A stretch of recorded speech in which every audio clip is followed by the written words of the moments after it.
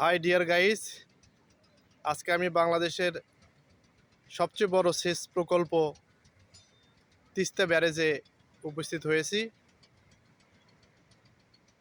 অনেক সুন্দর মনোরম পরিবেশে এই জায়গাটি তৈরি করা হয়েছে।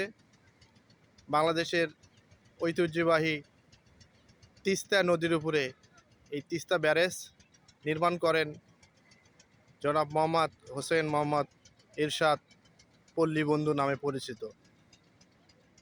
আসলে এটা লালমনিরহাট জেলায় অবস্থিত একটি সুন্দর জায়গা, দর্শনীয় স্থান।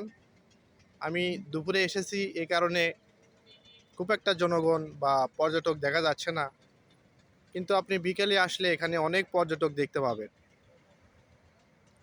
বিকেল থেকে সন্ধ্যা পর্যন্ত হাজারো পর্যটক এখানে পর্যটন করে। আমরা দেখতে পাচ্ছি তিস্তা নদীতে নৌকা দেখা যাচ্ছে।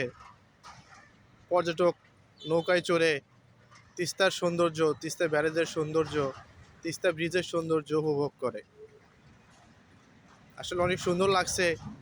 যদি বিকালে আসতে পারতাম অনেক আরও ভালো লাগতো।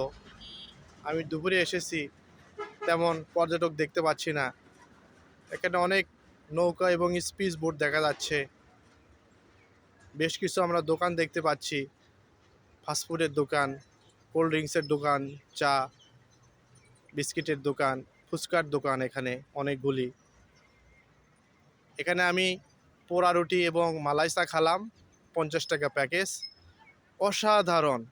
আপনি আসলে ফ্যামিলি সহ অথবা বন্ধুদের নিয়ে আসলে আপনি পোড়া রুটির এবং মালাইসা এই প্যাকেজটি মিস করবেন না।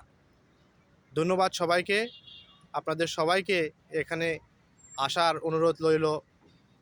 তিস্তা নদী এবং তিস্তা ব্যারেজের সৌন্দর্য উপভোগ করার জন্য অনুরোধ রইল।